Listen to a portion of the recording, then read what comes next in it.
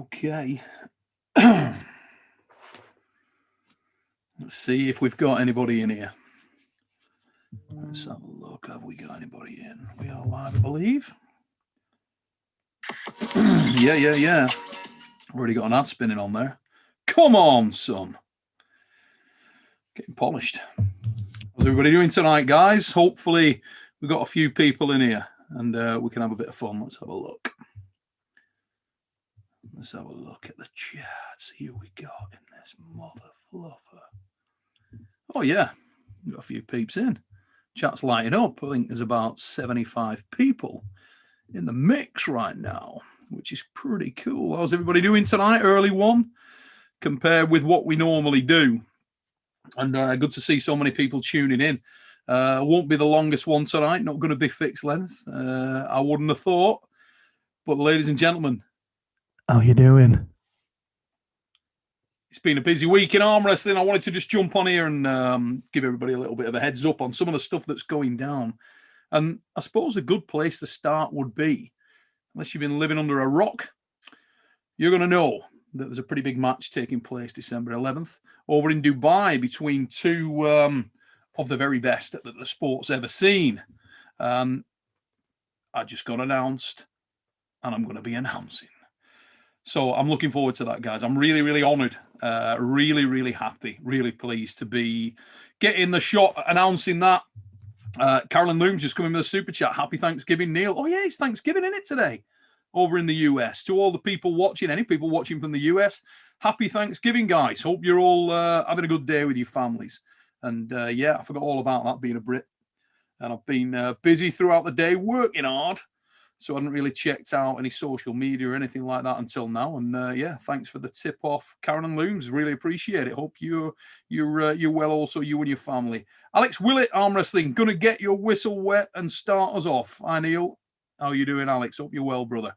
So yeah, big announcement that. And I'll give you a little bit of a heads up on the story. So I got contacted by Don Idris, who's the representative of Core Sports, guy that runs the game over there, and he gave me a call the other day and asked me if I would be interested to commentate at the event. It's going to be done remotely, so we're not going to get over to Dubai on this occasion, which is not a bad thing with the situation. We've had a little bit of experience, and I'm sure the sound engineers have sort of learned a few lessons from the first time. We're going to do some practicing with that the day before. I think there's going to be a press conference the day before, so we can have a bit of a practice crack at that and see where we get. But Don said to me, okay, so Neil, have you got any suggestions on who might be a good co-commentator for you? And I said, you know what? I do, straight off the bat. Monster Michael Todd. And he said, all right, why Michael? And I said, because Michael is, number one, really articulate lad. He really knows his arm wrestling. But most importantly, Michael has got really, really recent experience of both Devon and Mike. And that puts him in a really rare place. He knows the inside and out of Devon in terms of technical proficiency. And he's also a guy that I would think will probably end up in the future of John Brzenk, win, lose, or draw out in Dubai. I really think that's the case. I think those guys are going to be on a collision course. The reason being, I know that John's motivated by previous matches that have been close, that have been tight, that there would be a lot of interest in. Who wouldn't want to see? Who would not want to see Monster Michael Todd against John Brzenk again? The last time that those guys met in competition, I believe, was the UAL. The famous UAL match where John took the win. On that day, I genuinely believe that Michael Todd was probably the man. And I know that there was a little bit of strategy went on between the top super heavies there, particularly Jerry Caderet and John, in order to get the money that was on offer there. John walked away with it in a very, very famous matchup. Really good stuff to watch. And I'm sure that people will want to see that again. I bet Mike would want to put some revenge down on John. And I actually think that John probably feels pretty confident as well, as he does going into the Devon match, that he could do something there. So that'll be another match I'm sure everybody would want to see. Oh, La Caverna de Panza. Have a pint. Cheers. Thanks, mate. Really appreciate the support of the channel. And as he says that, David, come in with a super chat as well. I'm excited to see the production value of King of the Table 2. You know what, mate? I'm excited to see some of the matches in King of the Table 2. I think that, I mean, the place has just lit up. We'll get onto this in a minute, but the place has just lit up with what happened with Gasparini. And one thing I want to address today is this whole overrated, underrated thing. I'll be interested to know what you guys think as well in the comments. Phil Woody UK, thanks for recommending MMT. Just purchased the pay-per-view. Yeah, make sure you get over to Core Sports, guys. Sign up, get the pay-per-view. This is one you do not want to miss. If it's not just for the main event match, which, to be honest, anybody who's a real fan of the sport, you want to see that match. The undercard's ridiculous as well. You got Gennady Quickvinia Hermes. What a match. That's going to be ridiculous. Cannot wait to see that. You got Larry himself, who's obviously progressed against Brandon. That's going to be quality. I was really interested to see the way that Larry was moving better in that little bit of footage we saw with him with Chance. We touched on the fix the other night, and I think a lot of people probably read a great deal into that and were very impressed by Larry. The fact that he could do something with Chance in the hook. What I would say is that Chance, obviously starting with that low hand top roll and starting in the position he did, doesn't put him in a good position to be able to get into a hook match. And he's not really a guy who goes looking for the hook anyway. And Larry's very, very solid in there. But forget the result, forget the way that it went down. The big thing to take away from that, the encouraging thing to take away from that whole scenario, was the manner in which Larry Wheels moved. He looked much better than he's ever done before. And that's the real benefit. That's the thing that really switched me on about that. I like to see when you get a guy who's a natural athlete, who's committed his time and effort and energy to the sport as Larry has. He's taken his lumps, let's be honest. I mean, Larry's taken some ass whippings and he takes them like a man, takes them on the chin. So to see him get a little bit of a foothold and start to move better at the table was super encouraging. And you know, he'll make believers of a few people. I think if he starts getting into his position more and more and finding where he wants to arm wrestle. I mean, everybody at the moment believes that Larry's going to be a guy who's going to look for the hook. He's going to look for the power. Maybe not. Maybe when he starts to join the dots up, he'll start to use his top roll more and he'll start to transition. Early days for him yet, but nice, really nice to see some positive signs there. We got Devon Limits My Tickle Mask working hard in the chat, mate. Thanks for doing the job. I love that lad. He's doing a great job, really pushing hard, and I really appreciate it, mate. I'll have a look at the chat and see what else we got in here. I think there's about 200 people in the chat. Holy smoke. Pretty good to see. And just while I'm looking down here, is anybody a believer yet? Is anybody a Perfect Storm believer? You think John Brzenk can crack Devon Larratt over in Dubai? What do you think, guys? It always fascinates me as these things roll forward, as we get closer to the actual day of the event itself, how people's confidence swing occurs, whether or not they really believe in a dude. I know I caught a little bit of chat the other day from Ryan Bowen, and he was saying he wouldn't bet on this match. He doesn't know where he'd go. Yeah, interesting. I want to touch base with some people in the know this week and find out what they think, where they're at, who thinks that John Brzenk can do what many people 6-7 weeks ago would have thought wasn't possible. Never bet against the GOAT, right? And we'll break that down a little bit in a moment. I mean, I've got a view that I've convinced myself of anyway. We'll see whether that comes to fruition. We will see. But basically, I see that match as being...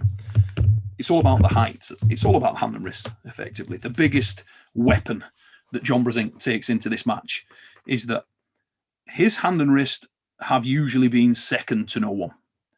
And thanks for that super chat there. We got JJB23. Thanks, mate, for some blueberry juice. You know it's all about the blueberry juice, son. That's how we roll. And iced tea as well. Looks like you're drinking piss. Not great, but tastes amazing. Not the piss, the iced tea.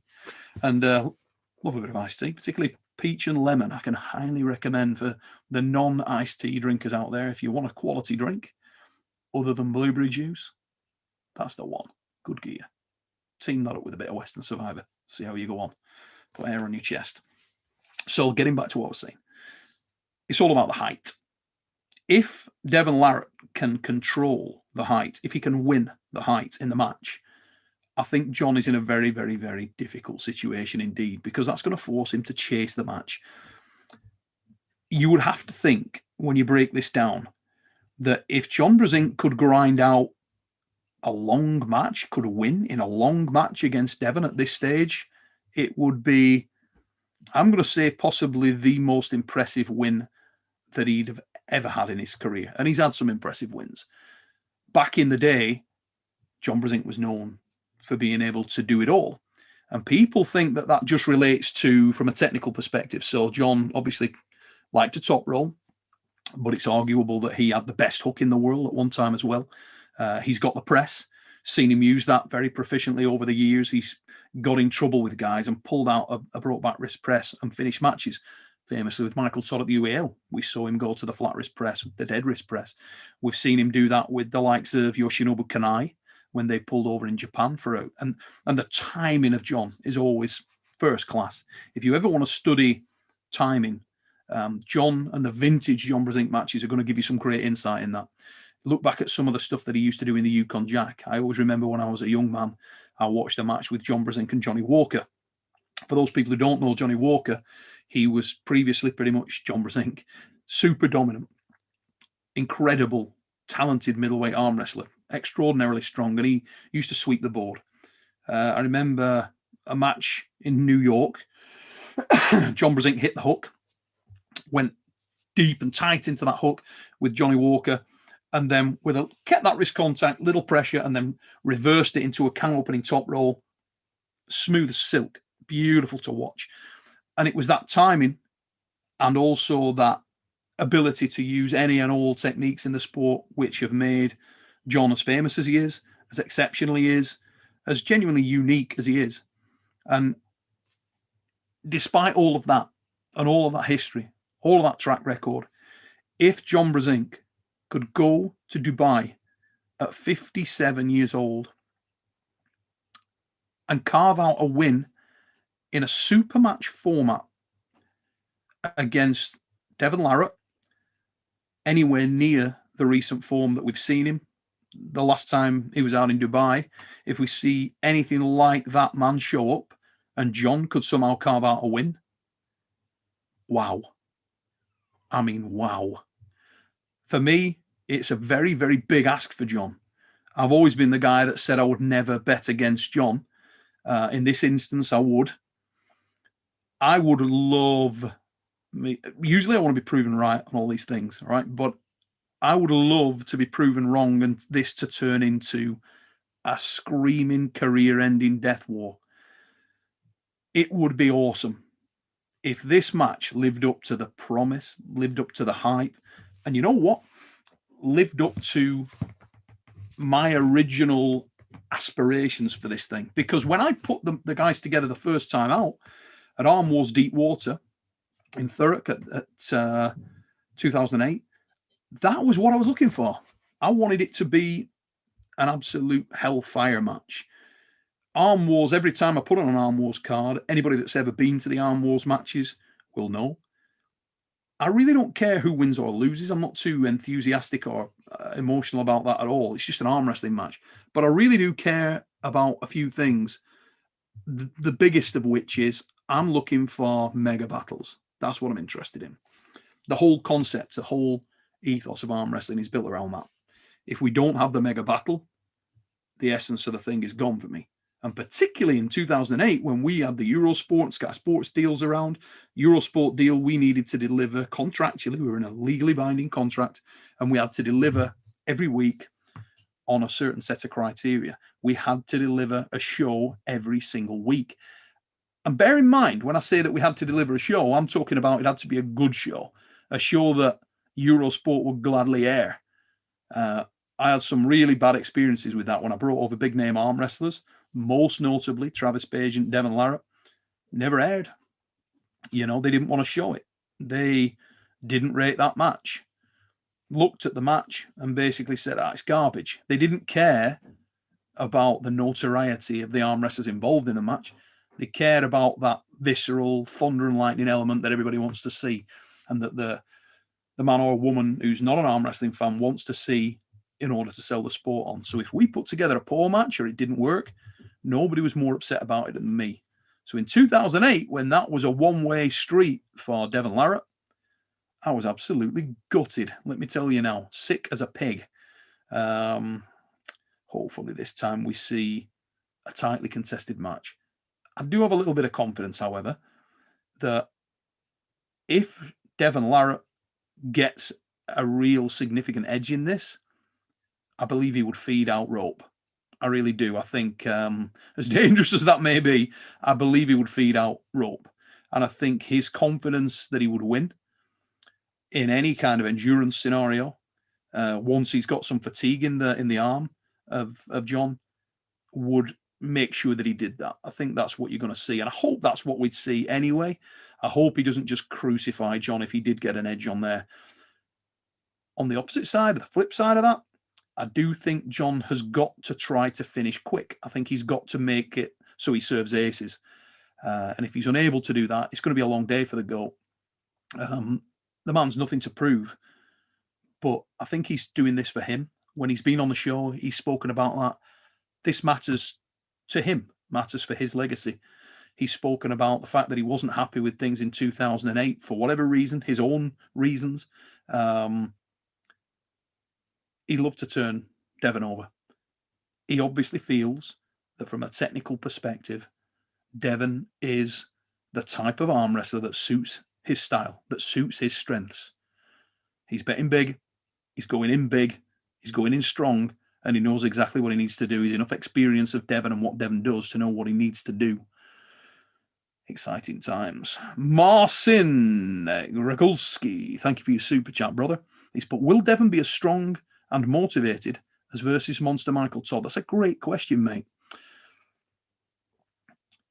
You know what? I will pose that to the guys, just so everybody knows on the chat, we got John and Devon coming on the show this Sunday night. At the usual time when you'd see the fix, the fix may move to Saturday. I need to actually contact the lads.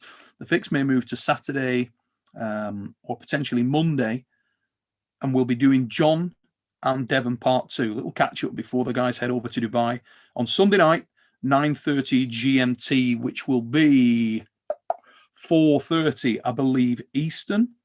I want to say 1:30 Pacific in the US, and that will be 10:30 Central European time for any of the guys in Europe watching the show. Hey, White Wolf back in with a super chat. Mate, how are you doing? I haven't seen White Wolf in the chat for a while. Good to see you, mate. Sup, Neil? Are you asking, does John win the entire thing or just the shutout? I feel he's got the first 2 rounds. Prove me wrong, Devon. I'll bet on it. That's a ballsy bet, mate. It's a ballsy bet. I'm sure there are guys out there that feel like John has a great shot at preventing the shutout. To be honest, we're going to find out an enormous amount in this match right from the get-go, because John's going to set the tone as hard as he possibly can in that opening round. If he's nowhere near in the opening round, if it's not even close, I hope he's taking his rosary beads. That's all I'm going to say. If he can't get close in round 1, it would be scary. Shellac Nelson, thank you for your super chat. Give us your picks for all 3 matches. This is an interesting one, and it kind of leads me into... That's a great question as well, mate. It leads me into a couple of areas, and I'll come back to that in just a second, because I think some of these... Oh, no. Clark's 93. Neil, who you got on Kadetcha and Cody lefty? I have Alex Kadetcha in that match. I think Cody is mega. I actually think Alex Kadetcha is really special. Really, really special. And I'm not getting carried away on that either. Cody's excellent, but I just think Kadetcha's got that little X factor and that explosivity, which will cause a lot of people a lot of problems right now. Great match, though. Cody merits iron. Great guy as well, Cody. I'd love to see him do well. I'm looking forward to actually seeing Cody merit Ryan Espy, and I think that match is set for March. That'll give you a really good steer on where Alex Kadetcha's at. And we want to talk about Alex quite a bit tonight, so I'll come back to that. But just to pick up Shellac's comment there, The interest that I've got in that sort of same scenario as Ryan was in, I think Brandon and Larry's interesting because it's a lot better match for Larry in that he's facing an opponent there who likes to go where Larry's going to be most comfortable. Not necessarily the strongest, but certainly most comfortable. That's where his progression today is, and I think that will be very interesting. I think that Larry's got an opportunity a little like John in that I think he needs to finish matches quite quickly. It may be that he's strong enough to just run through the match, and if he can do that, that gives him a great opportunity. Difficult for me to really comment a lot on Larry and Brandon, actually, because I haven't arm wrestled those guys. I don't know them well, and I've never pulled them. So that's where a lot of my insight would come from. A lot of the time, I'm looking at people that they've arm wrestled and I'm making comparisons. A very key thing in that match would be, for me, or a key area that I think that Larry's got to watch out for, is if the match is tied up, if the match gets bound up and it turns into a battle, I think that Larry will struggle a little in the later rounds. I think he's a drags car at this point in time. His training all points towards that. He hasn't got the miles on the clock yet from an arm wrestling perspective to have built up that endurance and to be efficient, to be able to rest certain elements of his game during a match. He tends to be someone who is at the red line for a lot of the time. And that makes life very difficult when you're competing against a guy with a little bit more table experience and a little bit more experience in long matches. Larry's he's getting in experience very quickly, but he tends to be the guy that, from what I've seen, he doesn't like to get into long battles. And if he does get into long battles, he tends to fatigue quite quickly. He's very explosive, but he doesn't do distances well. That favors Brandon, I think, quite a lot in that respect because he's had a lot more experience at the table. Hermes and, well, people who know me and who've spoken to me for a long period of time will know the level of high regard that I hold Gennady Quickvinia. For many years, particularly, I would say from probably when Gennady was pulling WAF 110s, I was trying to make a match between Quickvinia and Monster Michael Todd. And the reason I wanted to do that, at that time, Mike was super strong defensively, orthodox arm wrestling. This is before the King's Move days, really, back when he was pulling orthodox. And I wanted to see that match because of the fact that with Gennady Quickvinia, you had a really exciting, really visceral, explosive puller who was also extremely complete. He could pull in a lot of positions, a lot of areas. And that always appeals to me. So I hold him in very, very high regard. And I think he can arm wrestle anywhere and everywhere. He's battle tested against some of the most dangerous arm wrestlers in or around that weight class and has had a degree of success with them. Going to put a few names out there and try and draw a few comparisons. I'll look for what comparison we can draw. Okay. If you look at who Quickvinia has arm wrestled against, and I'm going to go straight to sort of Route 1 football a little bit here, Dave Chafee. Now, the word on the streets, the word backstage was that at the time that match went down, Gennady Quickvinia was damaged. He had a wrist injury. Before the match, a few weeks before the match, I had a conversation with some of the Eastern Europeans, and they assured me that, you know, he's going to struggle here because he's got bad damage in his wrist. And yet, he still gave a reasonable account of himself in that match and had enough ability to hold the center to a degree. And he's very well rounded. I think that gives Gennady a great deal of, that really swings that pendulum of advantage in his favor. Because for me, in Gasparini, you've got a venomous top roller, a guy who's brilliant at what he does. And I want to come to that on the whole, is he overrated thing in a minute. Gasparini loves to get the advantage, to get the nod in the setups. Whenever you see Hermes, you can see his confidence written all over his face or drain from his face, depending on what he can feel in that setup. That's something that everybody who's arm wrestled has experienced at some point. But with Hermes Gasparini, probably more so than most, because he's very, very reliant on his explosivity and that booming hit. He can do other things, but mentally, I don't think he's where he needs to be in terms of allowing himself to hit other angles, to hit other vectors. One for Ryan there, one for the Redbeard. And I think that holds him back. He's got to be in a situation where he shapes it up a little bit. He utilizes small distance on his hits, so he could create a little bit of a gap and then capitalize on that. Maybe throw in a few feints. At the moment, he's becoming a little bit of an easier read in some respects when he has major outings. If you look at him against Matt, he didn't change his game there. He did what he does very well. Now, you could say, why would he change it? The only reason he would change it is to get live big match experience of doing that. And I think that Quick Venia has got an opportunity to put the brakes on him. And if he can get the match into the straps, that probably improves that whole scenario even more. If the match stops, I've got Gennady Quick Venia. I think that Hermes needs to get an early finish. He needs to put the thing on the pad. If he can get a dominant position, is he strong enough to win? Yes. Is he big enough? Let's look at the history there. People have levied criticism at Hermes and said, okay, Hermes isn't a real heavyweight, isn't a true super heavyweight, particularly when you compare him with someone like Kadetcha. And that's true.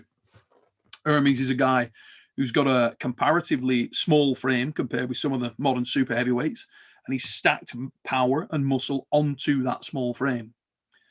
Very, very different from a man who is a genetic giant, who's a guy that, like Kadetcha, where he's got God-given size on his side. Having said that, Gennady Quick Venia was 90 kilos, 95 kilos, 100 kilos back in the day. Made his name sort of pulling that 95, 100 kilo bracket. We saw him at the 95s in Slaughtered Tour, for example, back in the day, when he was a younger man. But he was showing signs at that time of where he was going. And he steadily piled on the muscle, steadily got bigger to the man we see today. But the point I'm making there, his frame is not enormous. It's not huge. It can be hit. He has got hand and wrist that are targetable by someone like Hermes, probably much more so than we'd seen from Alex Kadetcha. I was speaking to Alex before his match with Hermes. I said to Alex that I figured he could win the match and probably would win the match. I said, look, on paper, you're underdog, but in reality, you're probably a favourite. And I think you can go on to be the man. And this is an opportunity for you to make a massive statement. And my God, if you look at Alex Kadetcha's recent outings, he has made a statement in that respect. He's beaten soundly a very, very powerful, very experienced lad who looked great. He came over looking big and looking rock strong in the Manitoba Mastiff, Ryan Espy. Ryan took that hard and took some criticism for it, despite the fact that he suffered a serious injury early on the right arm. Then, if you weren't convinced by the Ryan result, when you then see Alex against Sporong and the manner in which he did that, how can you not be impressed?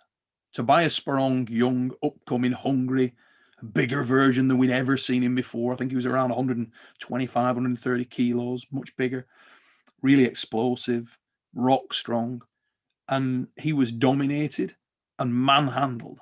It wasn't difficult in any way. That's bloody impressive, to say the least. That was bloody impressive. Then Hermes, who is, if you, let's say you're one of the guys who says, oh, Hermes, who's he beat? He's overrated. He's this, he's that. What I would say is this.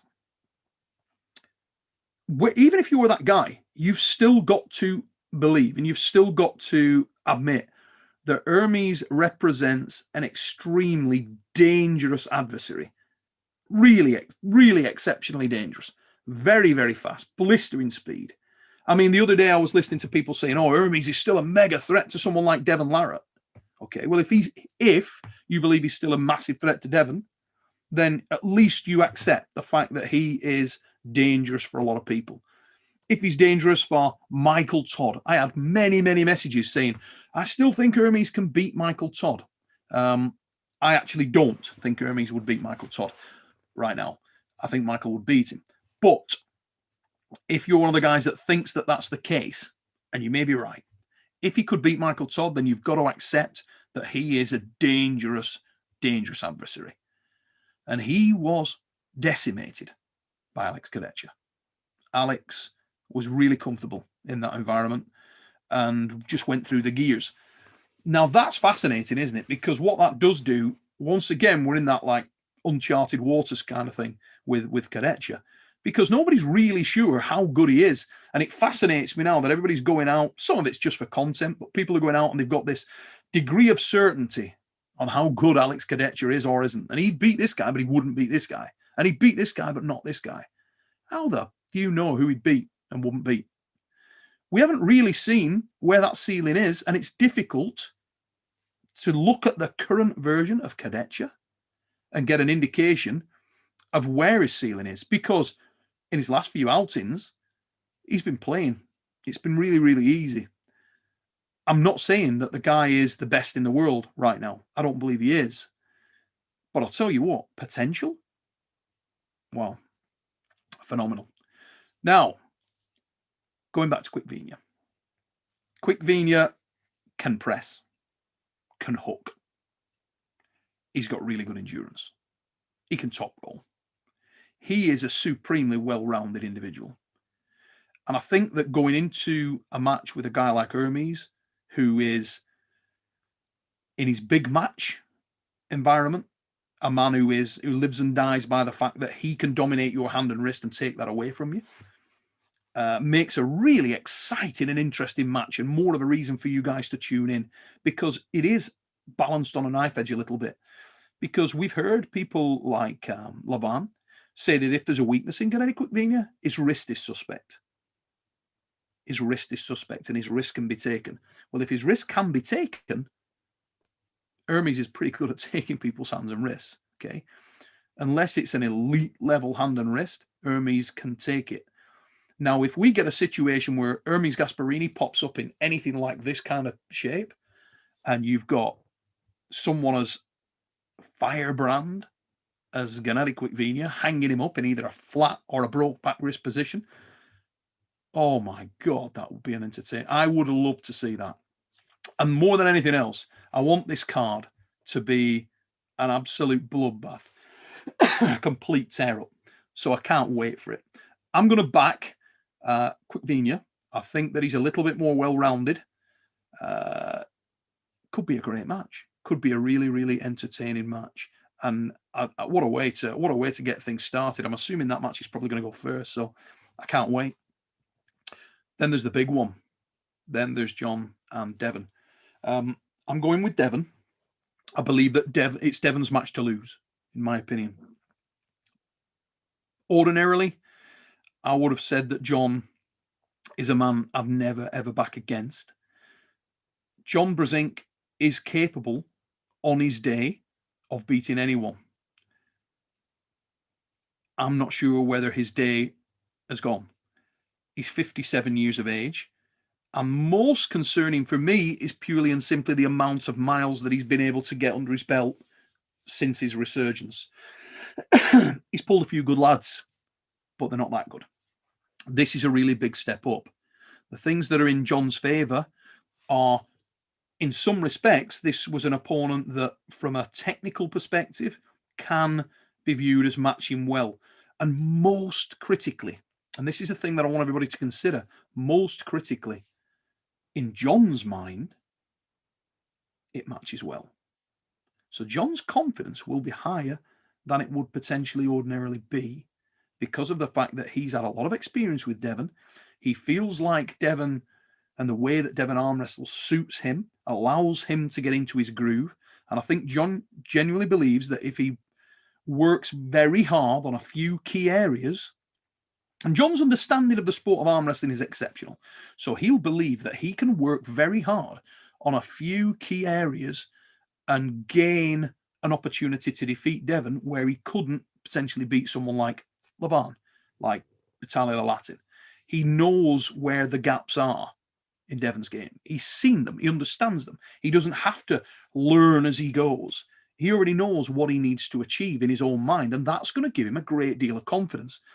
That's what's exciting here, because I think we're seeing a rare version of John Brzenk. We're seeing a version of John Brzenk that's genuinely switched on by the match, genuinely is hunting Devon. He wants to get out there and he wants to hunt him down. He wants to go through that technical spectrum that he has, that vast knowledge of the sport that he has.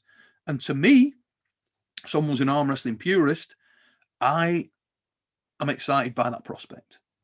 I'm excited to see the boundaries of John's potential greatness or otherwise. I say again, if John can pull off this win, I'm going to be amazed, because to beat Devon in a super match format, if he's anything like the guy that showed up in Dubai last time, and I expect him to be that guy, we'll see, but I expect that guy to be showing up, it would talk about cementing a legacy. Holy Christ, it would blow it out of sight for me. It really would. It'd be incredible. I'm going to throw a few other teasers and testers in there for you in a minute and then let you just decide.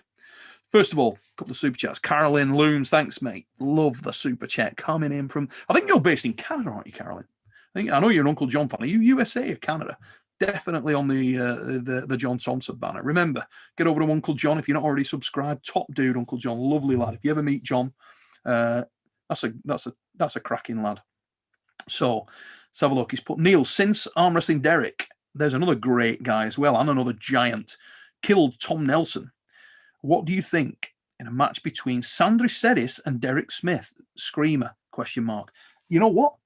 I love that match. I've actually got that match written down.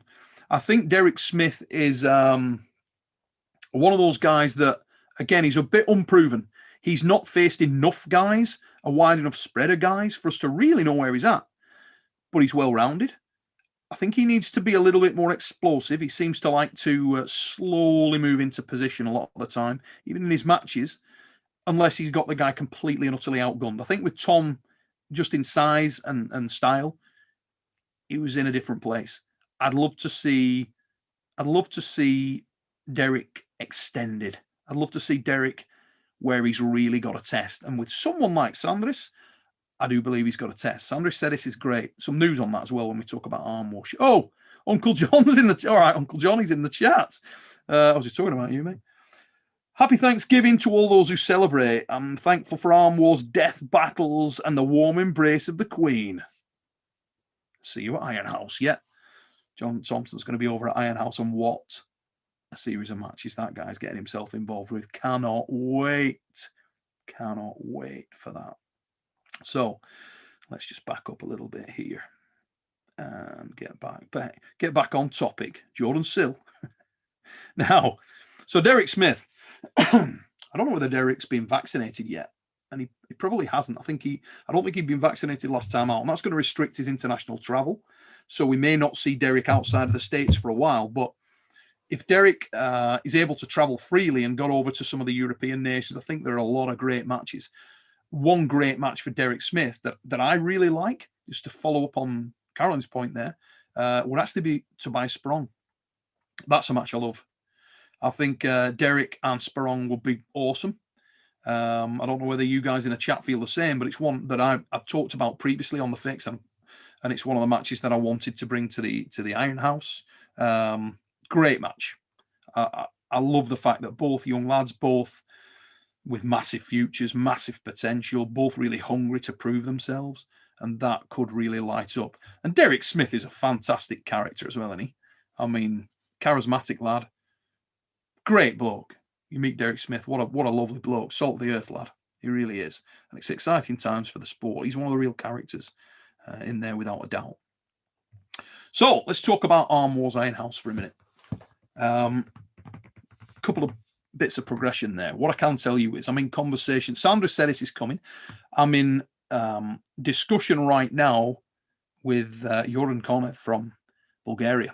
Joran is a guy that I really like in that match. I think Sandra Sedis, Adri O'Dwyer, and the other part of that four-way, again, that I'm still working on right now, could be very, very exciting indeed. So we're developing that card. It's coming together lovely. I'm going to tell you about John, guy who's making a return to Arm Wars, one of my favourite arm wrestlers of all time. Super charismatic lad. If you've never seen this guy, Paul, if you've never followed this guy, he's amazing. And his name is Maynard Nenges, The Thing. Oh, my God. Maynard is amazing. He gets in the most screaming career enders you've ever seen. From the Netherlands. Absolutely amazing character. And John is on a collision course with Maynard Nenges.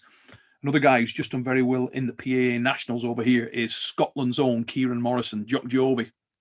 He's going to be in there as well. And we've got one other guy that I would like to bring over. And he doesn't know yet. I haven't actually spoke to him. So it's sort of like I'm going to just spit it out on here.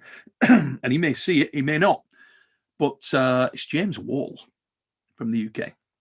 I'd love to get him in there. James, rock strong. That'd be nice to see. That'd be a hell of a four-way on the undercard of the Iron House.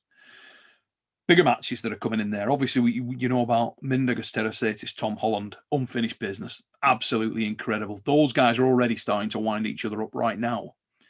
And that could be very, very entertaining. We got Rolly Ray Lipinch coming over, and he's going to be in a killer four-way. His first round match will be Patrick Berg from Sweden. Those of you who don't know Patrick Berg, again, very, very well-rounded guy. Looks like an original version of the old Van Damme. Really pretty-looking dude, ripped to the bone. and he's coming over. He'll face Rolly Ray straight off the bat and will probably go exactly where Ray wants him to go, but at speed. Start out, Dave. Thanks for your super chat, mate. Team John. Another Brzenk believer right there. There's a lot of them out there. Dave's not on his own. A lot of them out there. Back to the four-way. Other guys that are coming over.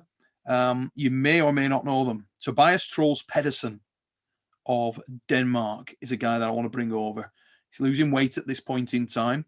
And to be perfectly honest, that if you put those guys into a four-way, one other guy jumps out for me, particularly from a right-handed perspective, and that will be Adrian Popescu of Romania.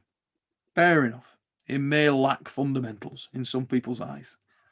And I'm not one of those people. But right-handed, I think that's an incredible four-way. So we would have Adrian Popescu against Tobias Troels Pedersen in round one on one side of the draw. Patrick Berg against Rolly Ray Lipinch on the other side of the draw, first round, right-handed. Then we look at the middleweight battleground four-manner. And have we got any Dallas Langston fans in the chat from the United States? I'm a massive fan of Dallas Langston. I absolutely love the dude. He's one of those guys that he's a little bit like Danny Tesh and Froda. He's one of those guys that just gets into grinders. And I want to throw him headlong into Froda Hoagland. I think relentless Froda Hoagland and Langston have the potential to be a really great match. Both guys are going to go looking for the hook. Both guys love that power on the inside. They're stylistically quite similar in some respects, and both have great staying power and endurance. So Langston and Froda, I'm in conversations with Dallas now. He's looking at it. That'd be a great addition to the card, and we'd love to have him over. On the opposite side of that, we've got Bogdan Stojka of Romania against Australia's own Jordan the Reacher Davis. Biggest version of him we've ever seen. So Jordan Davis, massive amount of hype behind this guy, from Brisbane. So he's been close to the nucleus of man, probably 3 legs. And he's coming over weighing around 94, 95 kilos. Now, if you listen to Ryan Bowen, which a lot of people do, some believe him, some don't, but he will tell you that Jordan's really dangerous right now. He's absolutely rock strong. Well, he's going to get the opportunity to prove that, because in that four-way, you are going to get tested in every single scenario. In his first round match, he would be tested in every facet of the game, because in Bogdan Stojka, he's facing a guy who's quick, who's intelligent, really technically articulate at the table. He can do it all, and he can do it all fast. Transitions as well as anybody. He'll push the boundaries as well. He'll work every single conceivable angle. So Ryan Bowen, when he first came over for his Arm Wars debut, said, you know what I loved about this? Over that duration, over the 6 rounds, I got tested everywhere. Well, his countryman's about to get the same test. And Jordan Davis, really great lad, Jordan. I love his enthusiasm. I love his hunger. He pulls well. He's got all the facets. He's tall. He's rangy. Great top roller. I'm told that he can stay into that hook as well and do some good stuff there. I think we'll see exactly what Jordan Davis is all about. And I think the lad's up to the challenge. I think he's excited about the challenge. And I can't wait to have him over. I'm really looking forward to getting Jordan in the mix and to showing all you guys what Jordan Davis is about. You'll get that from Bogdan Stoica. And Dallas Langston. How much do you want it, son? Dallas Langston can get over to face Frode Haugland. That would be, in my opinion, a potentially awesome 4-way. I really, really like that. I'm going to mention a couple of names to you. Guys, I would like to try and set something up somehow, if not in this show, if not in the Iron House, in another one that's coming soon. One of those would be Evan Burgoyne. I'd like to get your feelings, people in the chat. Would you like to see Evan Burgoyne in Arm Wars? You like to see that guy tested? Because I kind of like that. I think that could be great. And Evan often rolls with BLM. Bringing those 2 guys over, getting those 2 guys in could be very, very exciting as well. Because the other guy in the 4, if we could get Jordan and Sandris on one side, and we can get O'Dwyer and BLM, that would be exciting.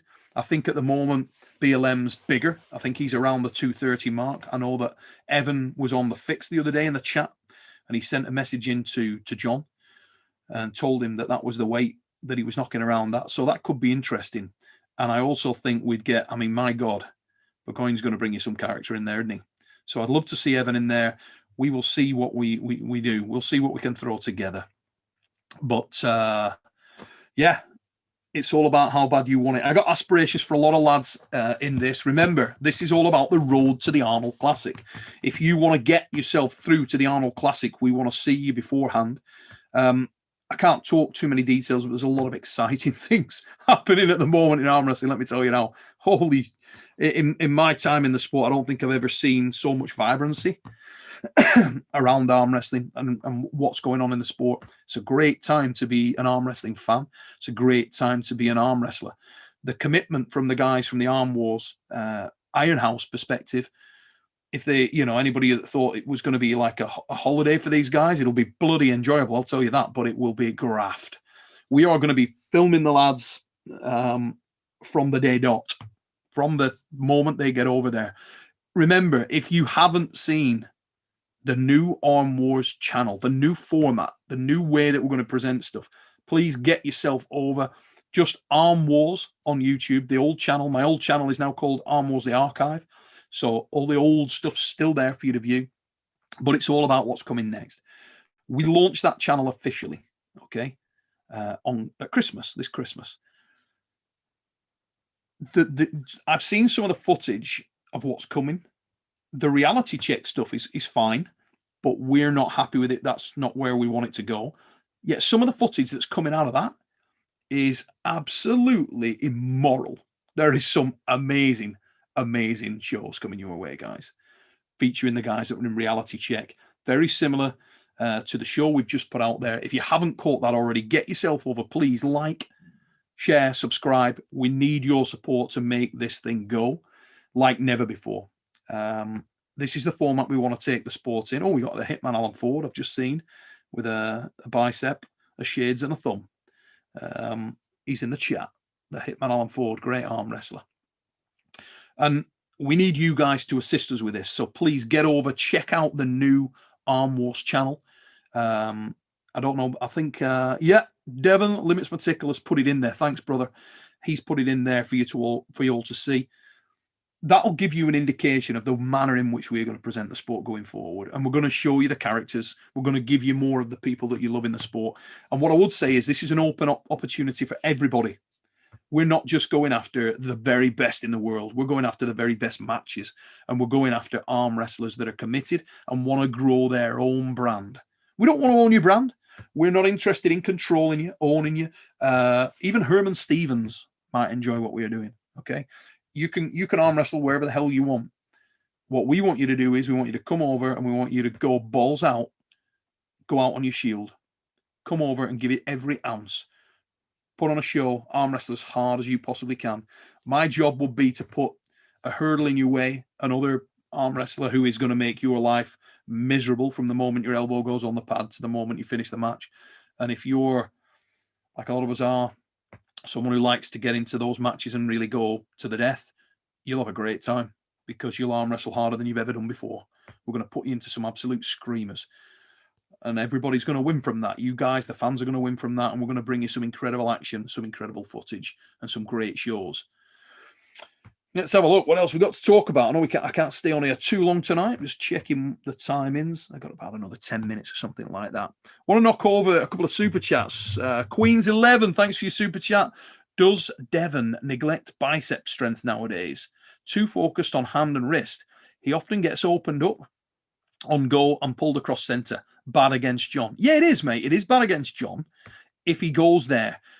What we've seen from Devon recently, I would say, is that he had a greater willingness to go back to that orthodox arm wrestling style that we know that he can do. I think a lot of people lost sight of that, as they did with Michael Todd when he started to go for the Kings a great deal. He started to sort of embrace that technical approach and go for the extreme outside and get into those kind of situations.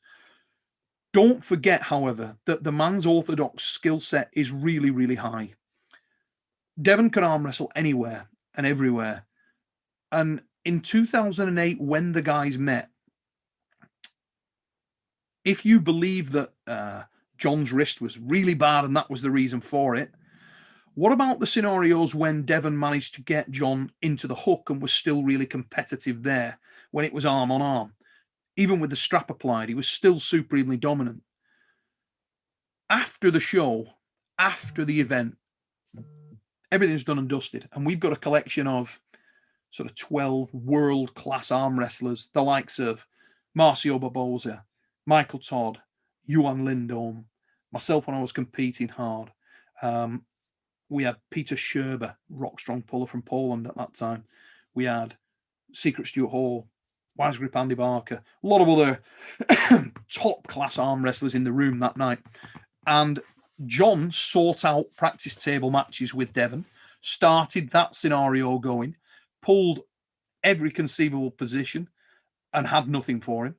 Michael Todd went on, had nothing for him. Marcio went on, had nothing for him. I went on, had nothing for him. And we round and round and round on Devon that night. Nobody could do a goddamn thing.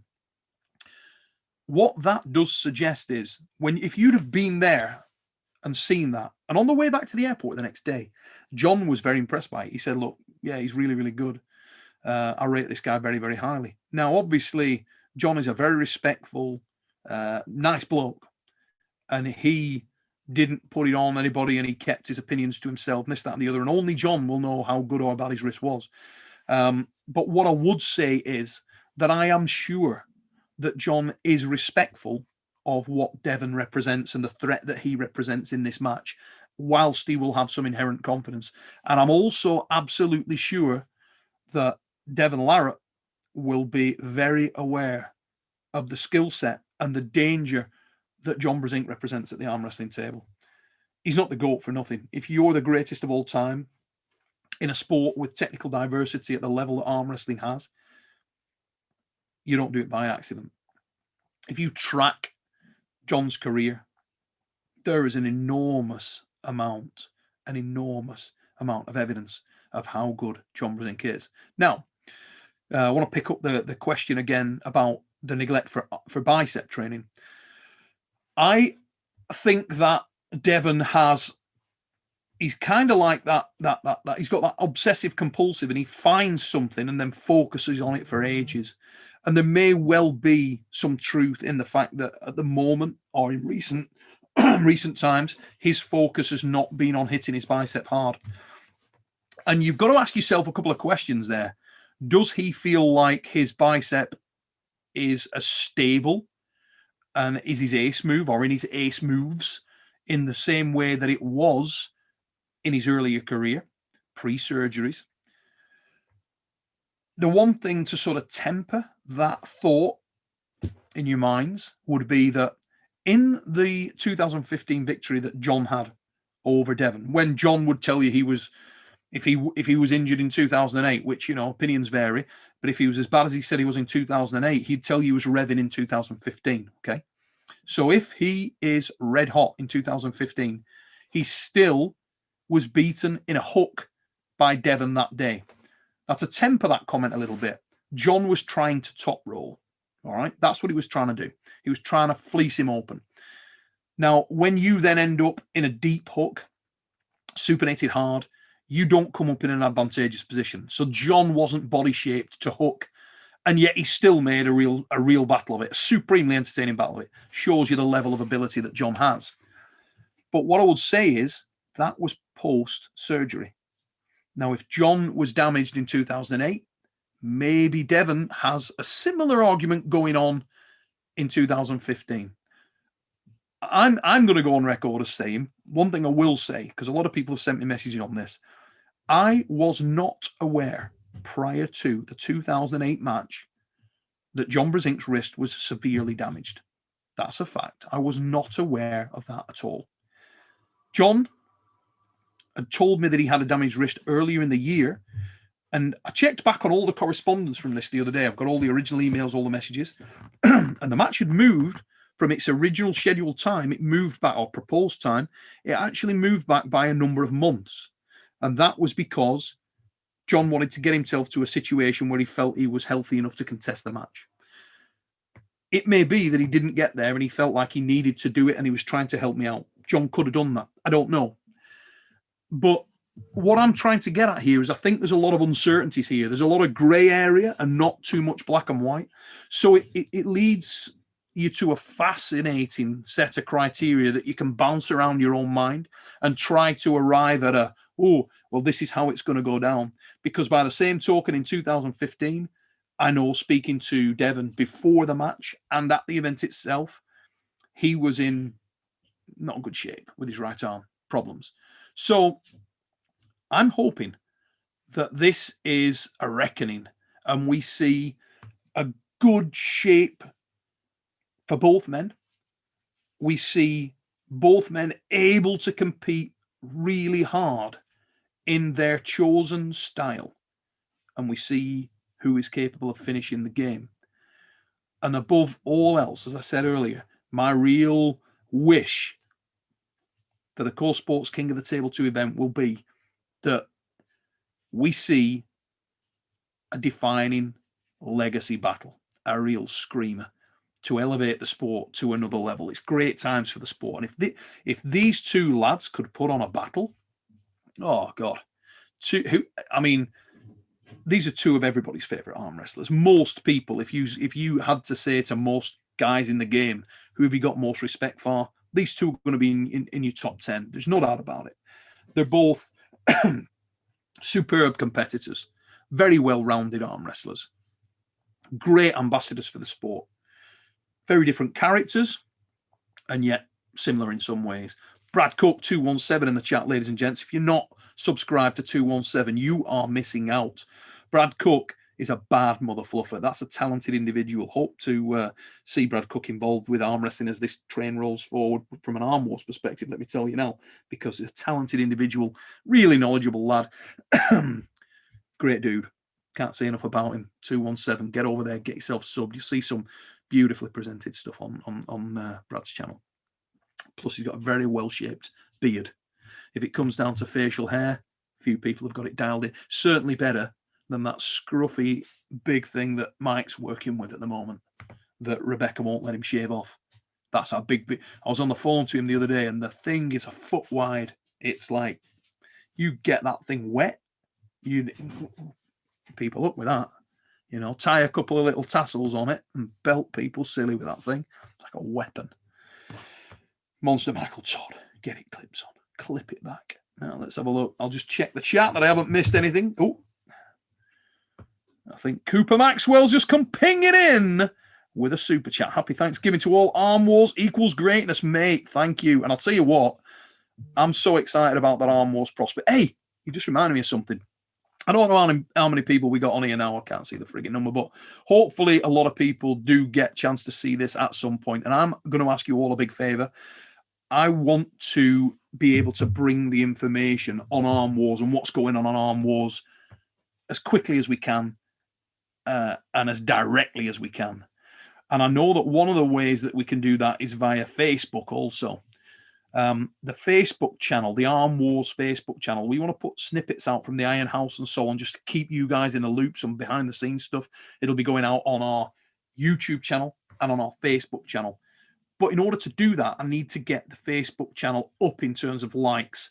If you go and look for Arm Wars on Facebook, the Arm Wars page, you'll know which it is. It's just got the Arm Wars banner and a picture of Devon Larratt with Arm Wars across his chest like that.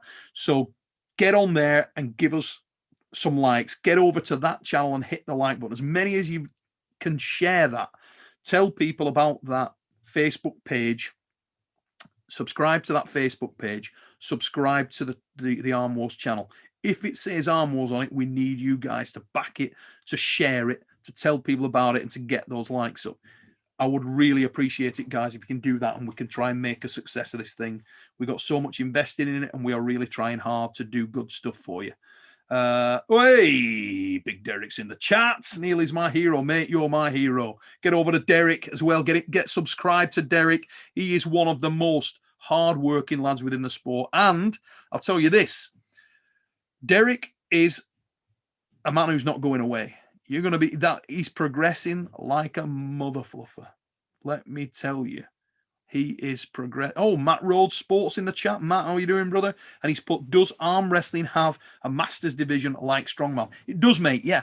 Even at the WAF, EAF, and a lot of the national championships, particularly in the United States, it even has grandmasters. So you can be competing in the sport. We've got guys competing in the 70s. There was a guy I know competing in his 80s. Some guys still competing hard. John Brzenk's 57. Jesus Christ. Ron Bass, 112. Engin Terzi, 145 years old. Pascal Girard, 177.7 years old. Still got long hair. So he rolls. Hope you're well, Pascal. Let's have a look. What else have we got in there? Not going to stay on too long and take up much more of your time tonight, guys. But if we've got any more questions that I've missed, I'll just fire down and make sure I've not. Hey, Devon limits my tickle mask. Mate, you're doing a great job. Love you, dude. Awesome. You need to be... Can you fire me over, PM over, write to me, mate. Send me your address and your shirt size, please. Send that over to...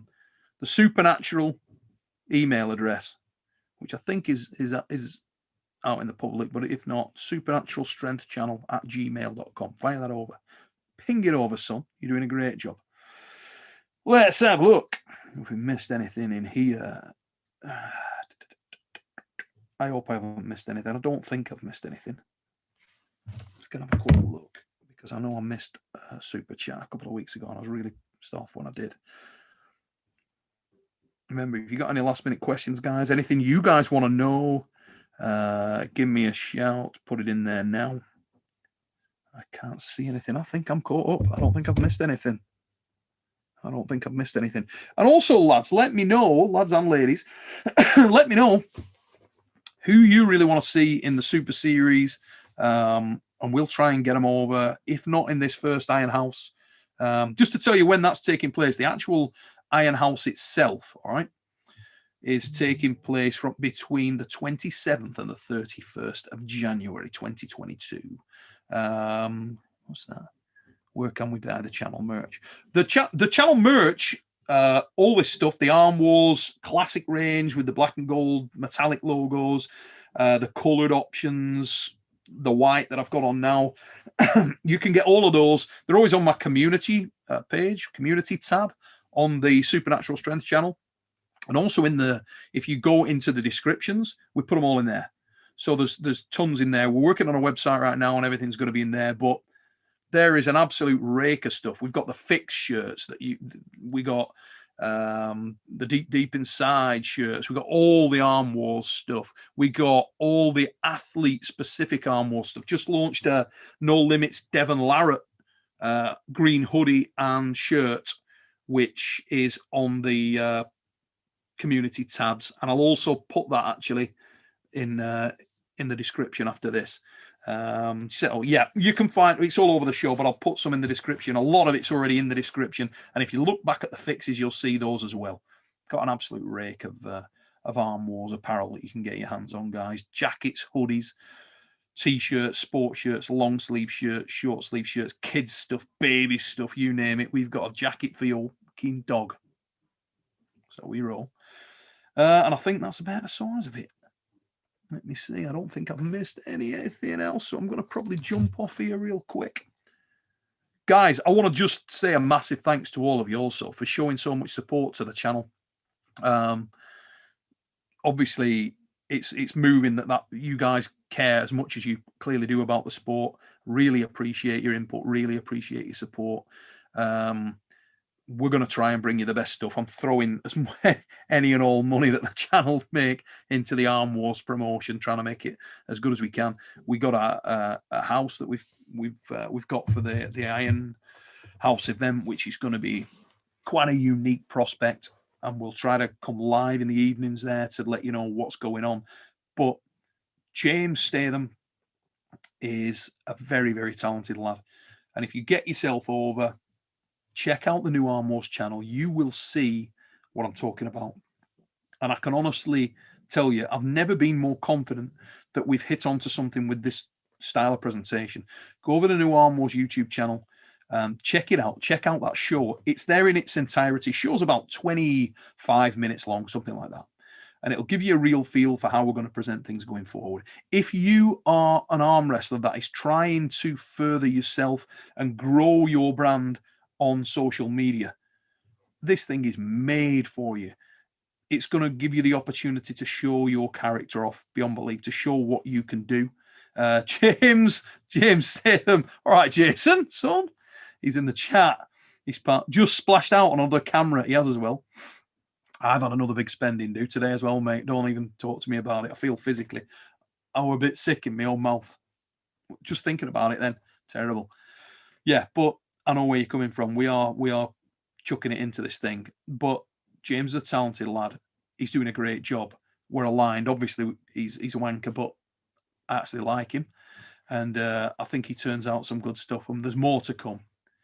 There is more to come. And as I was saying, if you're a guy who's trying to further yourself on social media, this gives you so many opportunities. We're going to bring you, once again, the best arm wrestling matches in the world. They are going to be tear-ups. And we're going to go deep inside on the characters behind them. Guys, I've kept you on here long enough. It's about an hour and 10 minutes I've been on here now. Don't know how many of you's in the chat. If any of you have stayed with me, thank you so much for doing so.